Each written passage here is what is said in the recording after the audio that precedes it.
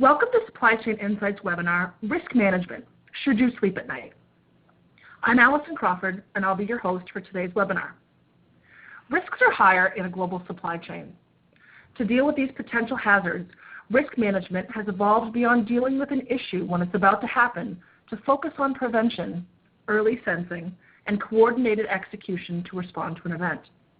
There are new strategies and technologies that can proactively formulate a plan to protect your business and operations from the storm of unforeseen events. Today, we're joined by Pierre Mitchell from Spend Matters as a guest panelist, where we'll discuss how to safeguard your business from risk using business alignment and risk management tools. Before I turn this over to Pierre and Laura, there are a few items we should cover. First, we're recording today's session and we'll post it to our on-demand webinar page.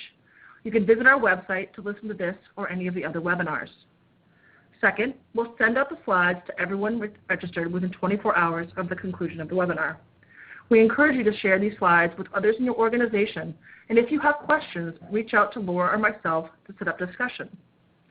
Third, we want to hear your questions about our findings. Please post to the Q&A or chat function to the left of your screen. We've left time at the end of the webinar to address your questions. With that, let me introduce your panelists, Laura Cesari, founder of Supply Chain Insights, and Pierre Mitchell from Spend Matters. In February 2012, Laura founded Supply Chain Insights with the goal to provide thought-leading supply chain research for the early adopter seeking first-mover advantage. Laura is a frequent contributor for Supply Chain Brain, CIO Magazine, and CFCMP Quarterly, as well as the author of the enterprise software blog Supply Chain Shaman, and contributes frequently as a LinkedIn influencer and a Forbes blogger. As an enterprise strategist, Laura focuses on the changing face of enterprise technologies for the supply chain professional. Pierre Mitchell leads research and content development across the Spend Matters network of online procurement sites. He has 25 years of industry and consulting experience within procurement and supply chain and is a recognized procurement expert specializing in supply processes, practices, metrics, and enabling tools and services. He was the first IT industry analyst focused on procurement before helping launch the Hackett Group's CPO advisory program. He is a regular contributor to business publications and a frequent presenter at industry events around the world. Prior to his positions in research and advisory, he led numerous operations and systems transformations at Fortune 500 organizations. Industry positions include manufacturing project manager at the Timberland Company, materials manager at Krupp Companies, and engineer for EG&G Torque Systems. He holds an engineering degree from the Southern Methodist University and an MBA from the University of Chicago.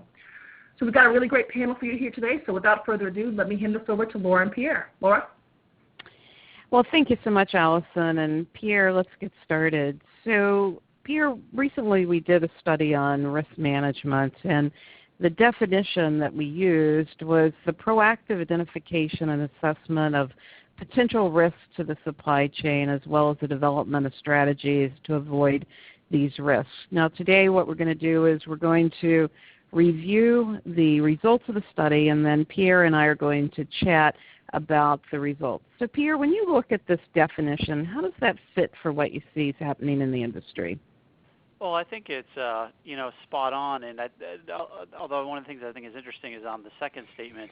This is like in the perfect world, this should definitely be what you want to do is avoid the risks. But certainly there is a response piece as well, and so I think you have it in the first statement, which is that proactive identification assessment, and by doing that, you can certainly figure out your mitigation plans for avoiding the adverse events, but also have your playbooks in place so that if something does happen, at least you have some clear roles and responsibilities. The workflow around it. You have responsible folks out in the various sites, right? Your supplier responsible folks. So just being able to have those playbooks at the ready so that if something does happen, if a supplier plant burns down or there's some type of issue, there is some recourse from a supply continuity and business continuity standpoint. Now, Pierre, you and I have been analysts in the space for longer than we both would want to admit. When did you first start hearing about risk management? I think for me it was about 2005. Yeah, well, it's funny. It's one of those things where it's kind of out there. I've dealt with it. I mean, pretty much since it's always been a topic that's been of interest. But yeah, I mean, when did it really crop up? I mean, I think it's like the risk lens changed. I think as you're saying, kind of in those mid 2000s when supply scarcity was definitely an issue. When globally there was just generally business was good across the board, and just the big issue there was supply constraints, which was kind of a good problem to have at some standpoint. So it was really around capacity and deal, and let's say, can your supply chain partners scale with you at the speed that you're trying to scale. But and the other issue was commodity prices, and them being so high at the time in that constrained period. So things have, as I said, it's a good problem to have. It'd be nice if things flipped around. But then during 2009, during the meltdown and the recession, things flipped around. I mean, the risk lens focused very much on things like supplier viability and those types of risks. So the lens changes, but certainly it continues to lurk out there for everyone. Yeah, I think that's a good point about the lens changing. I remember with supplier scarcity, it was rising oil prices, it was what was happening on some critical risk issues, and then the lens changed dramatically at the end of the recession. So let's look at some results, Pierre, and then I'm going to ask you to comment on some results. We do research at Supply Chain Insights, quantitative studies and qualitative interviews, and this is a study of 125 respondents. So it was 37 in supply chain role, 40 in finance, and 43 in other business roles. And we wanted to understand the definition of risk management and what were the important programs that people were executing, and was there a difference between supply chain and financial views about risk management. It was done recently in 2015, and let's get into it and look at what we found. One of the things I found interesting was that most risk management programs today are embedded in other processes. It could be in insurance, it could be in supplier development, it could be in corporate social responsibility, it could be in something around new product launch. But 40% have it as standalone, and seldom is it seen as a third-party service. And companies in this study had risk management programs, only 6% didn't. And the top three drivers of the risk, and we divided them into internal, those with supplier partners, those with customers, politics, economic events, nature, political disasters, security. And you can see that internal risk were the top drivers for people getting started. It was either product quality or increased complexity or looking at regulatory compliance. And then that's closely followed by what's happening with suppliers, either supplier viability or lack of visibility or outsourcing. And then with consumers or our customers, demand volatility, globalization, and then we see politics and natural events. It's interesting because I think people that are not as schooled in supply chain often think about natural events as the top risk issues, but we didn't find that in this study. So when we ask the people in the study, or respondents, to look at 5 years ago versus in 5 years and contrast a 10-year period, what we see is that these are the risk drivers as we contrast. And the size of the bubble represents the size of the issues. So the areas of decreasing risk, but it's still very large, is product quality. People are starting to make some progress, but it's still a very large issue and driver. And economic uncertainty and the demand volatility bubble, which is beneath economic uncertainty, are two very large drivers, and they're areas of consistently high risk, followed closely by the issues around supplier viability. And I think in my time as an analyst, I've never seen a weaker supply base. And then when we look at the areas of increasing risk, it's globalization, operations complexity, regulatory compliance. And then over on the left, consistent but lower risk are things like natural disasters, geopolitical events, outsourcing, and computer security comes up as a lower risk. So Pierre, let's just check in. Your thoughts? Any surprises?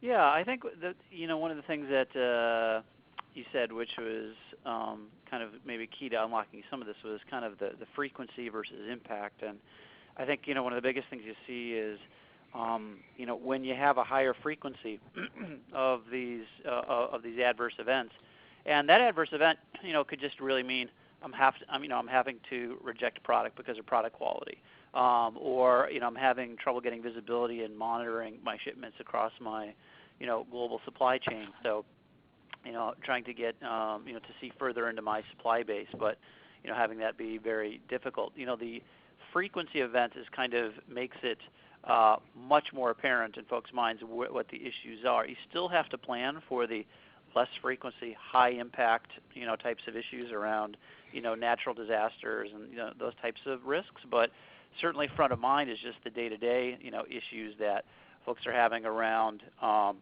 got volatility in demand, which I'm seeing get passed through to supply volatility, even though I might not plan for that very well in my S&OP process. So I think whatever's kind of front of mind is what people are seeing, and that can be you got to be careful because people just chase their local metrics and processes and local and the metrics, those local risk metrics, and those are going to get tied to whatever they are measured against, because risk is kind of like this causal metric. It's this root cause thing, that of depending on what you want to protect, that's going to be the thing that you're going to focus your efforts on. So I think it is that kind of what's front of mind just day to day, but there's also a challenge in that because you got to make sure you're looking a little further ahead. That proactive piece, and systematic piece, you got to look beyond your own siloed metrics, and that can be a challenge.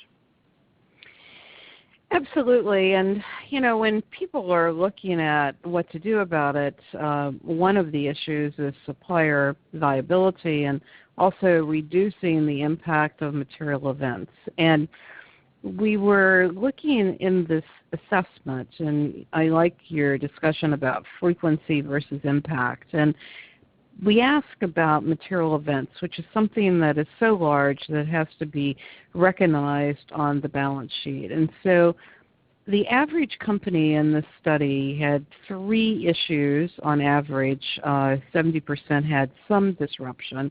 And a disruption was something that actually caused an outage of operations or product flow. And one event on average was material, which resulted in financial reporting. And 38% of companies had something that had to be actually reported. And so when we looked at what caused the disruption, this was the profile for the period of 2010 to 2015. What we tried to do was to take all of the things that had happened and to try to see where people had an impact and what the size of the impact was. So Pierre, when we look at this, it looks like Hurricane Sandy was one of the largest natural disasters, and of course this is a heavily biased study for North American respondents. But West Coast port slowdown was the largest issue. Any surprises here? No, I mean, I think as you said, you are going. There's always going to be some of that, sample bias that you get, and anytime you get a risk type that you specify, that it's a little more common. In this case, as you said, when you have the port shut down and you do have, so much, importing going through the ports, you're going to certainly, you're going to have those issues. But and if you just looked at high tech, you might see something, like the tsunami and the floods being a little more impact. So everybody's, again that lens thing, everybody's supply chain is going to, expose them to different sets of risks, and certainly, highly encourage anybody that has not gone through a fairly rigorous supply chain diagnostic to do that. And rigorous meaning you do it at the enterprise level. You do something. It's got to be cross-functional. Hopefully, you have some type of supply risk council committee, some type of governance structure to manage kind of cross risk types and cross the different functions, and do a reasonably diligent assessment. Make sure you're working through your product structures. Get down to those low level ingredients and materials, including the tier 2 types of components and materials. Do that reverse bill of material problem and track that back to really the key products and customers that have the highest profits and revenues, and really kind of and really tie this to your own supply network, because some of those geographic issues will tend to be weighted by the nature of your supply chain. So if you are in semiconductor and you have a couple of key facilities at your suppliers, you're going to want to make sure that you're monitoring, let's say, some of the Asian weather events and have some alerts around that, but of course have your response plans with dual sources of supply. Make sure you're not overly exposed on sole sourcing, these types of things, because it really, that kind of exercise really always, I've seen, kind of creates some aha moments. Now, what you choose to do about it is going to vary, because we find that not that many organizations have hard enough metrics in their scorecards around supply risk and versus some of the other metrics around cost and quality and reliability, et cetera. So anyway, it was a simple question, but the long answer is it's not a huge surprise, but there's always going to be variation just based on your risk profile that you have to build for yourself. So Peter, let's talk about what's a good diagnostic look like. How would you recommend people go about this?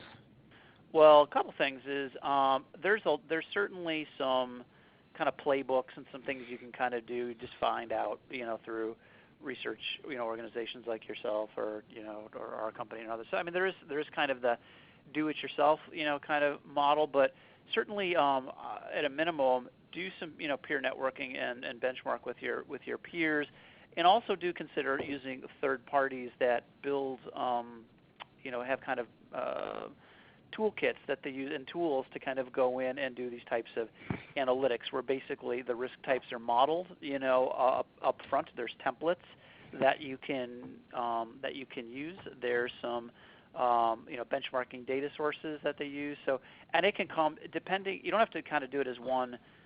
Use just one provider in this. You might use some different sets of focus providers depending on your risk area. So if it's around sustainability or in carbon footprinting, and you want to do some benchmarking, and you want to include some of the compliance pieces there, and that certainly you can get that from one set of data sources. If you're going to look at, hey, I want to understand my risk from a supplier risk standpoint, then there are certainly lots of third-party services firms and auditors and things like that. Now, you don't want to rely on the third parties solely. This is something you have to internalize, but at a minimum, I think the key is make sure it's cross-functional, make sure you have all the risk types that are important in the business, and just go through your performance scorecards and then translate that to risks. So cost, quality, delivery, innovation, anything that's important to you. What is it that you're trying to protect?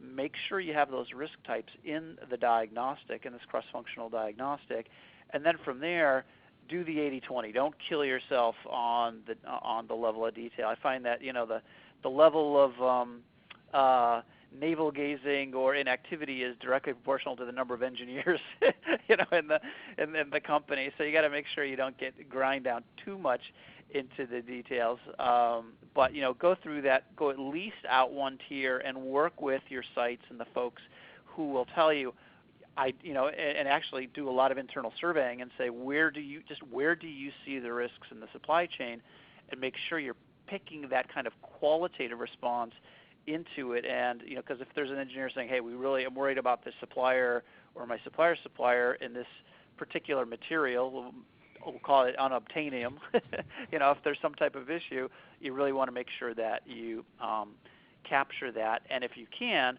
put a score against it, some type of risk score, profit at risk, revenue at risk, and then kind of track that over time. Don't lose sight of it. This is not an episodic kind of process. This is something you want to do on an ongoing basis. Well, Pierre, as we think about this, a lot has evolved with our ability to do risk management assessment. And, I remember back to Hurricane Sandy, and I was actually visiting with a food manufacturer, and I said to them, how did you do through Hurricane Sandy? And the gentleman I was meeting with said, oh, Laura, we did fine. We've accounted for all of our employees. Our plants are fine. And I said, but don't you source plastic bottles from Pactiv and Long Island? And what about your fragrance houses in New Jersey? And he looked a little bit pale and said, I'll get back to you. But most people, are more enterprise focused. And then, when we had the horrible issues in Japan, Ford actually had issues with its second-tier supplier, right, which really wasn't on the radar. And I find a lot of companies are just not aware of where are their second and third-tier suppliers, and sometimes something may not be a high-cost item, but, it could be a mold or a washer in the case of Ford. So how do we go about, looking at this more holistically? Right. So this is one of the challenges too. If there is nobody taking a leadership position enough, in supply chain to look deeply enough, quite frankly, in the trenches, the answer often is people don't look at it, and they don't really get serious about it until it actually comes and it bites them, and that's just the sad truth for a lot of organizations, but most organizations, frankly, but for those who are looking to get ahead of it, I think, one of the things you can do is you got to speak with the data, and the challenge is that how do you get this? You get into this catch-22 thing of funding the effort and whatever. So one of the things that you can do is, for example, launch off of kind of almost an existing process. So take something like procurement when they do spend analysis and when they deliver their category strategies. What they can do is rather than just go one tier and single tier spend visibility, let's look at our suppliers' spend, because there might not be just a risk angle, but there may also be a sourcing angle. So take Honda, and they have take North America. They have a sourcing group out of North America where they source a lot of the steel and aluminum, and they do a buy-sell arrangement like you have in high tech. So they're buying the metals on behalf of their tier 1 and tier 2 suppliers. So they are going to be working collaboratively with those suppliers to do their spend analysis and understand that kind of multi-tier, where is the money going, and that gives you some visibility then into that next tier of supply chain, and you can kind of use that to give you some indication of then work backwards and say, okay, what are the sets of product lines that are being impacted by this? And the challenge is that, like for procurement, they tend to, like any other function, they'll kind of get stuck in certain methodologies or mindsets. So like if, the way they segment a lot of their spending in the supply base is, we look at kind of our complexity of the supply base, and a lot of it's tied to kind of Porter and Five Forces and really where can we better negotiate, because at the end of the day, for a lot of those organizations, they're just trying to negotiate costs out rather than, let's say, jointly take the cost out of the system. They're just trying to figure out where they have leverage. But anyway, so they look at kind of this complexity, but then they also look at impact. And unfortunately, the impact, quite often they just look at a spend, and they don't really look at it as business impact. And you really have to actually spend a little bit of extra time to really understand where some of these key ingredients or raw materials are pegged back to, the products that represent, let's say 30-40% of your profit, even though it's a relatively small number of, finished goods SKUs. And especially in the industry you're an expert in there is in CPG. Certainly a lot of focus there on key types of materials for packaging or the ingredients themselves, and saying, okay, if something happens to that key that key resin that's used in our key packaging, that's used in really our hot new product lines, that's going to be an impact. So net, try to take an existing initiative if you can't, and an existing group, if you can't get the cross-functional alignment, and use that to drive some level of insight, to get that level of insight that you can then bring back up to everybody and say, look, this is a risk, and we can choose to decide and not do anything, but I'm just telling you, I'm raising my hand and saying this is something that we need to focus on. And usually, if you do that, you'll get some type of response. So not to get too tactical, but it's a lot of the stuff matters, down in the trenches.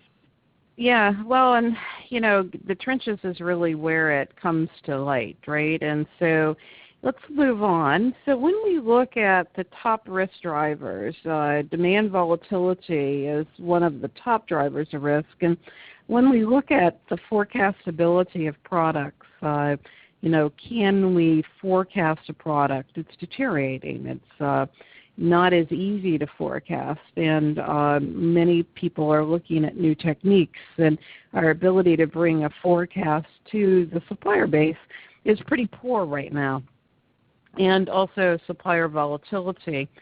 So one of the things we wanted to understand was, how are we managing with these suppliers and managing through the supply base? So, when companies have looked at their network through disruption, about 54% were experienced disruption with first-tier suppliers.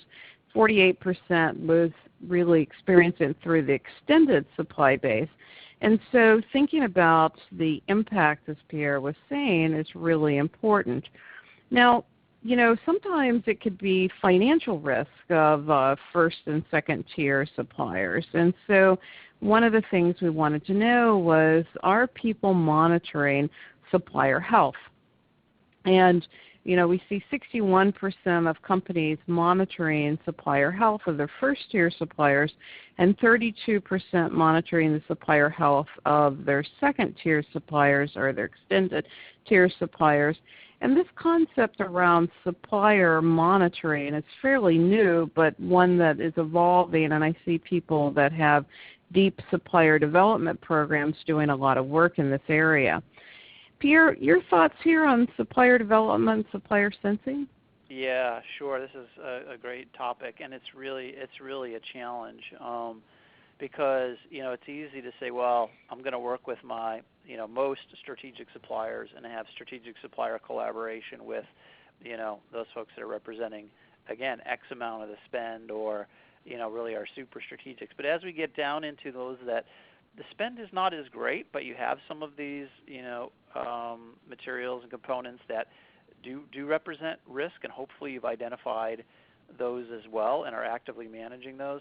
Yeah, the whole challenge in this area is really being able to get that predictive insight, and it's not going to happen by subscribing to a D&B report or some other kind of generally after the fact kind of service that is going to tell you, hey, your supplier has just filed for bankruptcy. Great, thanks for the early indicator. I'm not pointing at any one particular vendor, but any type of lagging kind of content aggregation service or whatever is going to have that same issue. So you can't just kind of subscribe to the insurance policy, if you will, to kind of make this go away. And you have to kind of figure out, how can I be smart on my proactive supplier engagement so that I'm really monitoring my direct relationship, at least with the tier ones, to make sure there's no issues there. If we're seeing any quality or delivery degradation, if we're seeing them, say, being very willing to take early payment discounts, in your P2P process. Lots of little indicators you can get, if your supplier development, if just your supplier managers feel like something isn't quite right, and you need to really encourage them to bring that up. You got to raise that up. Similarly, this multi-tier problem, and one of the things that a lot of companies do is that when they're working with their tier ones, they're saying, look, this is what I put in place for you and for others, and for our business, we would like to see that you have these types of things in place. And some will be more nuanced in the way that they encourage their suppliers to get that to happen, but you try to really systematically push a more rigorous process out to the tier ones and how they manage their tier twos, and anything you can do to give them the frameworks and the tools and any resources to help them do this, that's always encouraged. And right now it's good to be a customer of choice, to really tap those suppliers that are going to give you your best innovation ideas, help you grow top line. So there's a lot of good things that really come out of really engaging your supply base much more intelligently than your competitors, so that you can put in place some of this rigor to catch those more detailed problems before they occur, and try to help them out so that it's just not just yet another thing that you're adding to somebody's to-do list. So first time I came into contact with supplier sensing was through the F4SS organization, and there was a wonderful presentation by Alex Partners, who actually did supplier sensing for Johnson & Johnson. And Johnson & Johnson has a strong background with the Credo, and Alex Partners, which basically has an organization that screens for bankruptcy, and then they basically have a service to go in and help companies that are going bankrupt, actually was able to provide the service for Johnson & Johnson. And then I know that there's a lot of unstructured data analysis that has actually been acquired by Dun & Bradstreet. Who do you see doing this well in supplier development? Pierre? Yeah, well, certainly there's a very big ecosystem. We just did a project to really map out all the supply chain risk providers, and it is an ecosystem. Literally, over 100 providers. Just did the 80-20 on it, from the insurance firms, the Marshes and the Zurichs, to on the services side, to the auditors and the consultants, the KPMGs, and certainly the Alexes, and all that whole service side of it. Then there's kind of the managed services content providers, and I said there's the DMBs, there's also on the services side, the folks like Achilles, all these kind of supplier management services, auditors. There's just a huge spectrum. And then as you kind of get into the tools, and much more tool-centric, that's where, depending on your needs, you'll have different sets of tools that you can use. So if it's compliance oriented, there's lots of folks, the Harris's and whatever of the world that do kind of this supplier information and lifecycle management. But then as you get into deep supply chain modeling tools, the ResiLinks and the risk methods and these types of folks that are really almost supply network modeling with some PLM for the product structure, a multi-tier kind of bill of materials. Then overlaid on top of that, then you have your risk types, where you then kind of at that site level where you have that component being used, and that is that really key component. That's where you really want to monitor that particular that facility, and you look at them for certain things. And similarly, you use that prioritization to make sure I need to be tight with that particular supplier that I'm going to be, monitoring. So it's usually not going to be one service provider or tool, but there's usually going to be a bunch of them, and it really depends on your risk types, your footprint, your supply chain footprint, and also kind of your approach that is most appropriate and that you prefer for this service, tool, hybrid. That's going to kind of get you to a certain direction. Yeah, and but it requires, I think, conscious choice to do it, and you've got to really bring it into supplier development. And I'm surprised how few companies have actually moved into supplier development and really embraced holistic risk management techniques. Now, in the study, we had a discussion around, what are the most important risk management techniques, and some were backup plans, which are extremely important, inventory buffers, business continuity and contingency plans, which I know you've done a lot of work, as have I, Pierre, on contingency plans, and I think the ability to do network design modeling and look at contingency plans is really at the basis of this. but also the ability to do the supplier monitoring, the scorecarding, financial instruments, to be able to look at, the different techniques around supplier sensing.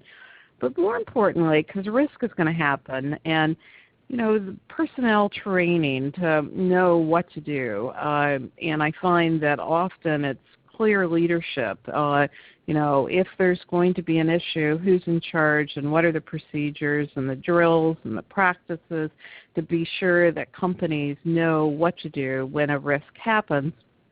And also conversations with suppliers and customers so that, there's ongoing communication around risk management. It really needs to be a holistic strategy.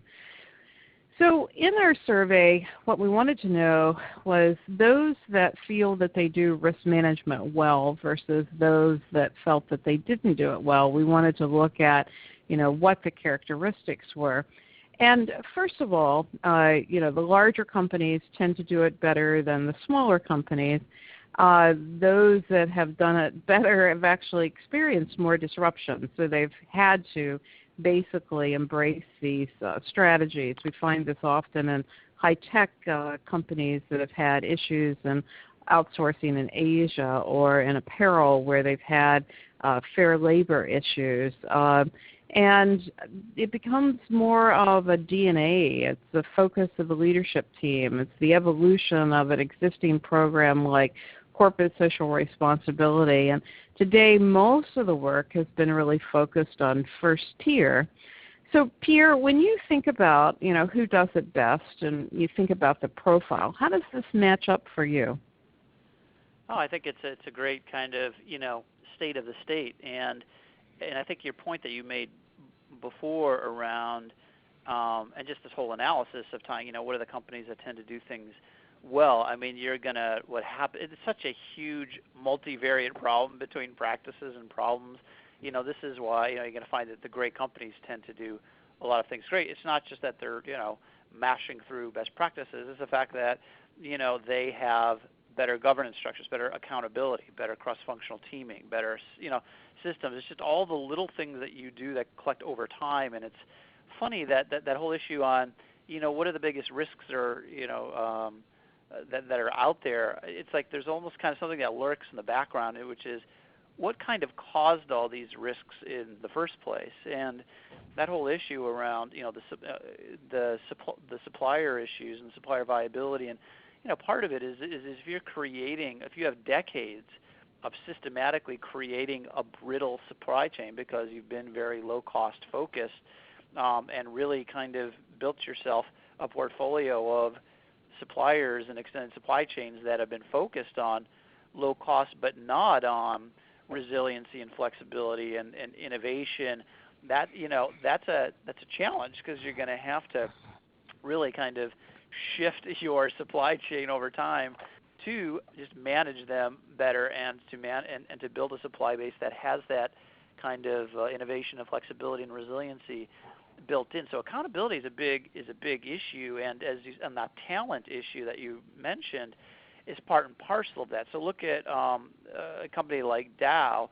One of the things that they did that was great is they not only looked at their kind of hey, how are we doing in procurement for our category managers? Are they delivering savings? But they also looked at which of these categories and associated suppliers, let's do the risk analysis and peg that back to the category managers. And you'll find that, wow, we have kind of a junior buyer that's responsible for, $300 million in profit, and then we got someone else who is very senior level, and they might not have as robust of a portfolio. So you want to make sure that you have the right people there with the right tools, managing the suppliers that represent, the greatest risks. So a lot of this, again, is just visibility to say, let's align our investments and our resources properly in line with not just reward, but the risk of these particular types of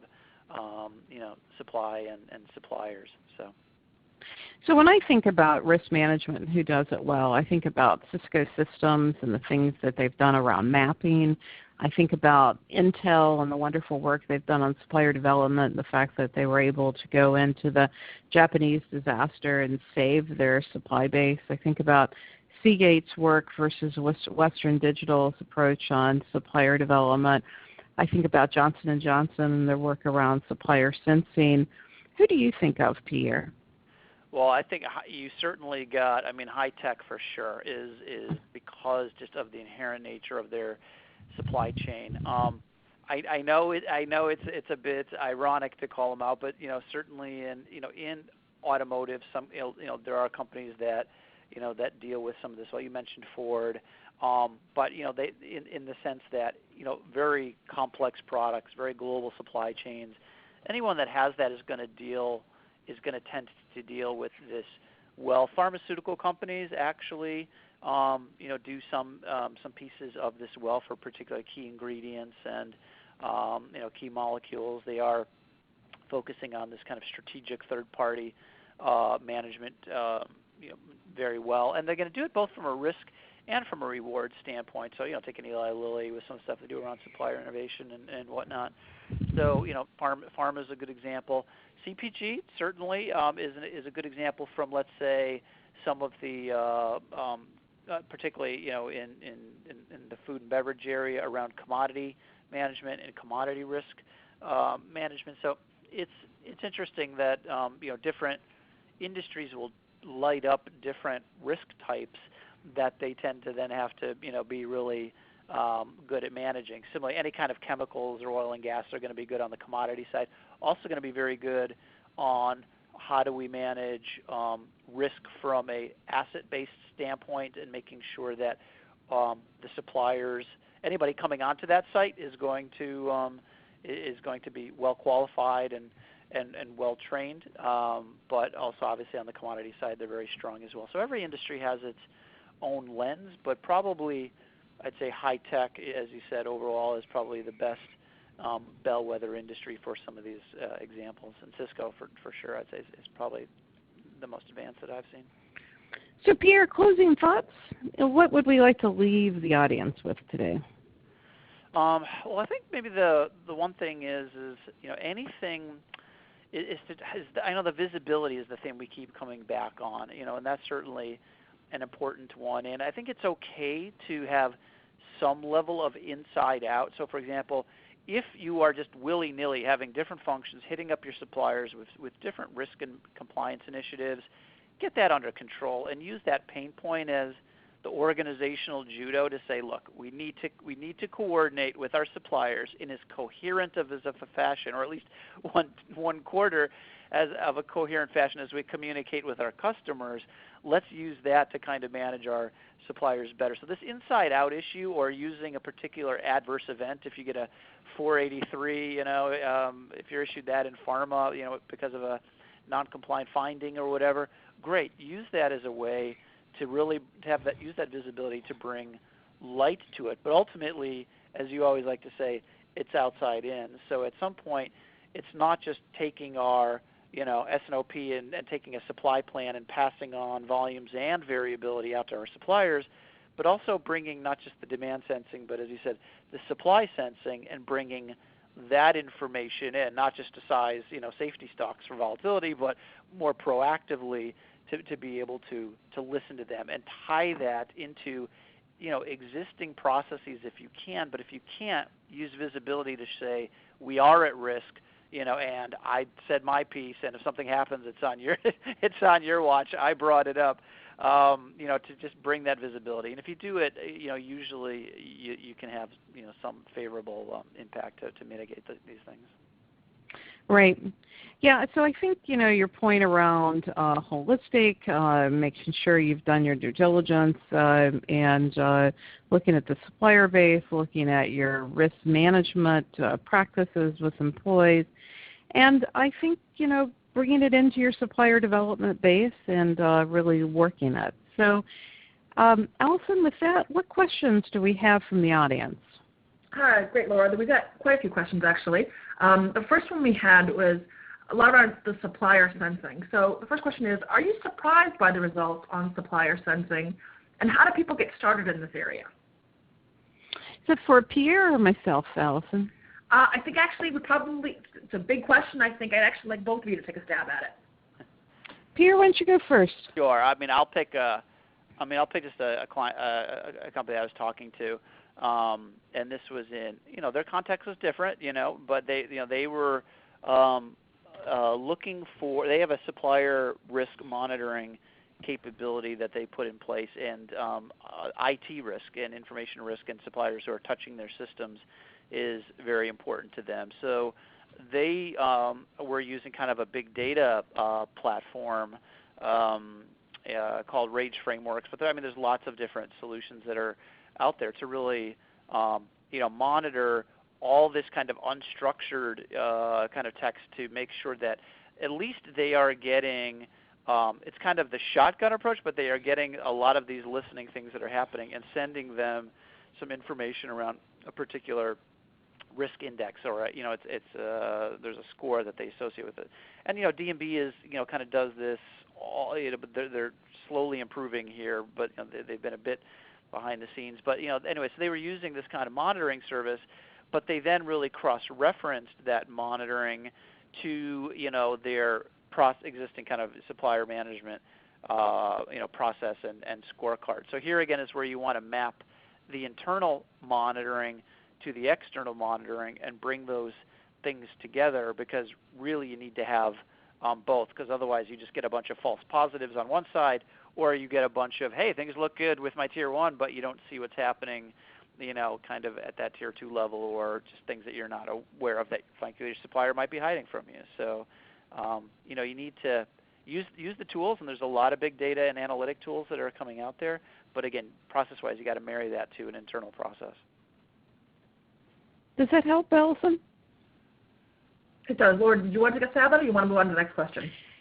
Well, when I think about supplier sensing, the many people that can actually do the work. I talked about Alex Partners, but we also have a number of bankers, and we also have a number of system integrators that have started the work.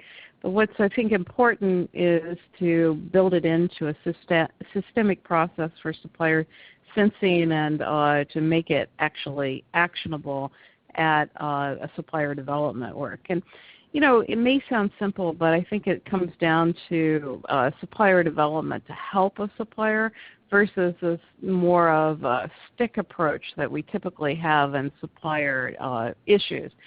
Pierre talked about the fact that those that do risk management best have more agility, and they think about the suppliers as more partners, and they have worked with the supplier base to have terms and conditions that support the suppliers versus the approach of I'm going to push all the cost and waste back to the suppliers. I'm going to elongate payables. I'm not going to do very well on communication.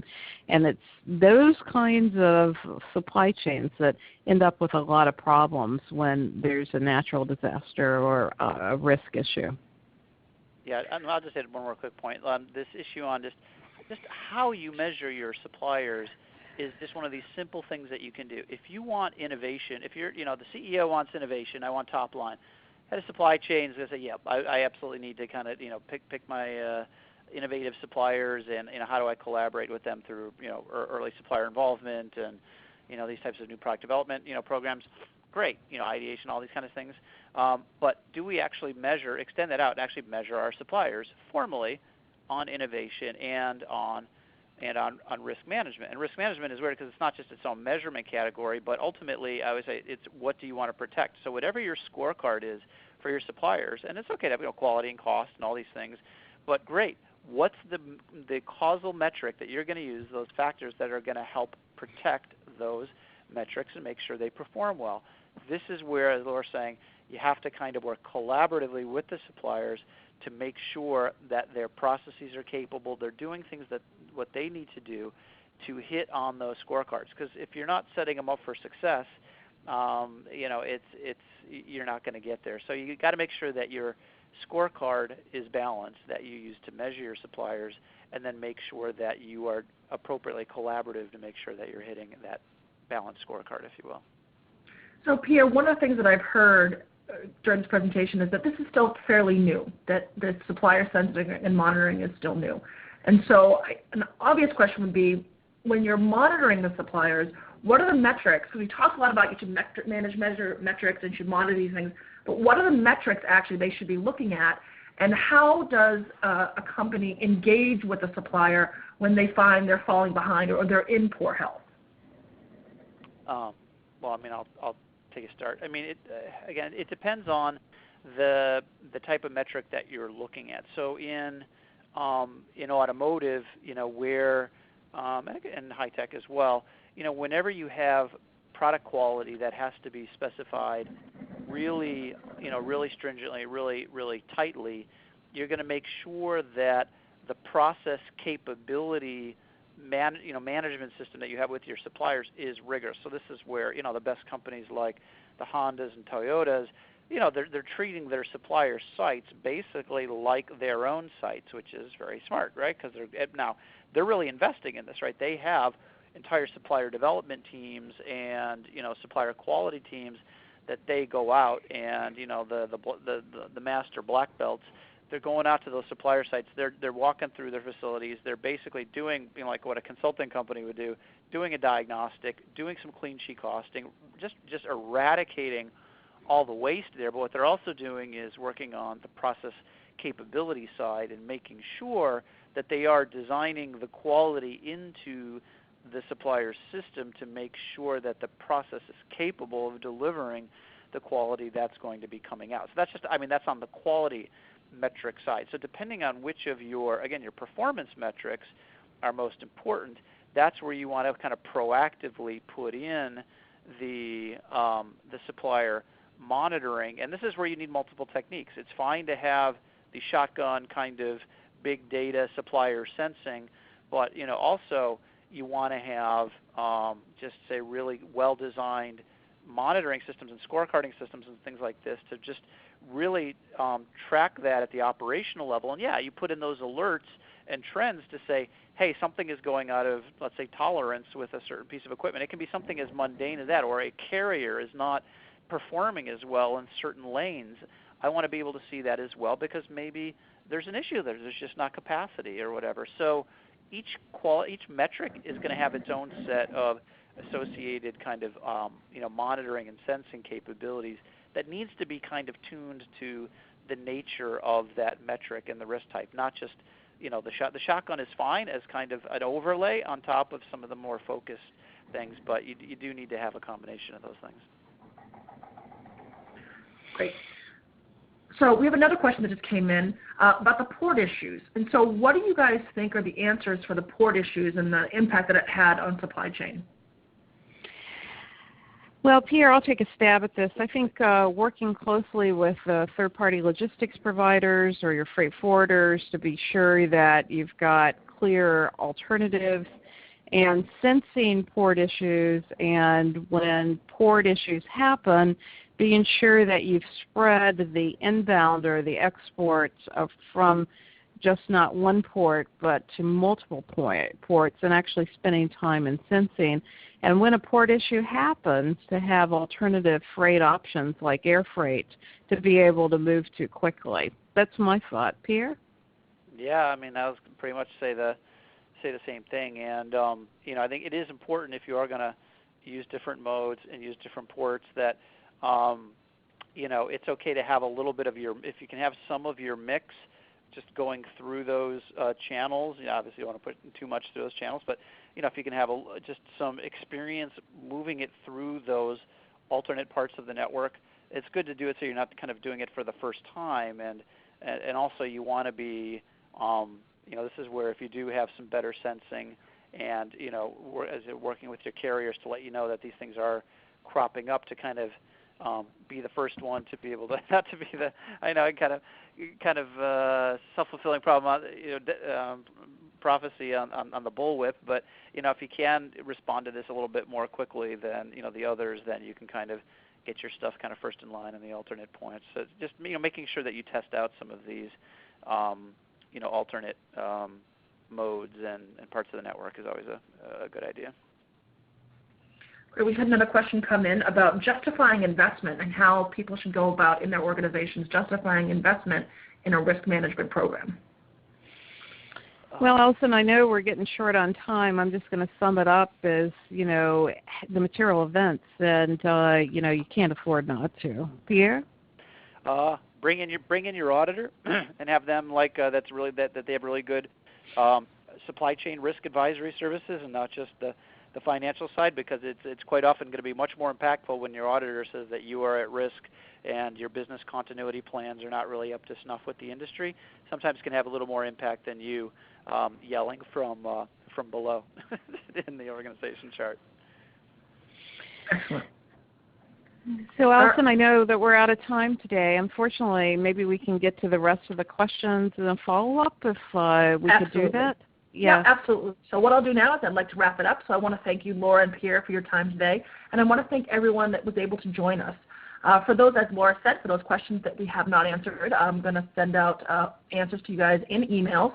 And I'd like to share a few additional things to wrap up this webinar. As I mentioned earlier, we're going to send up the slides and recording link to everyone, so keep an eye out for that follow-up email from us. Sometimes it goes into spam, so do keep an eye out from that. We also encourage you to engage with us on social media, so by following us on Twitter, joining our LinkedIn company page, and following us on SlideShare. And finally, we'd like to invite you to continue this discussion and dialogue on our new supply chain community, www.beatfusion.com. So head over there to find some new content, discussion, jobs, and more information about how supply chain can improve your business operations. And as always, if you have a question about how to improve your supply chain performance, please reach out to us. We're here to help. Thanks, Alison. Thanks, Pierre. Thanks, everyone.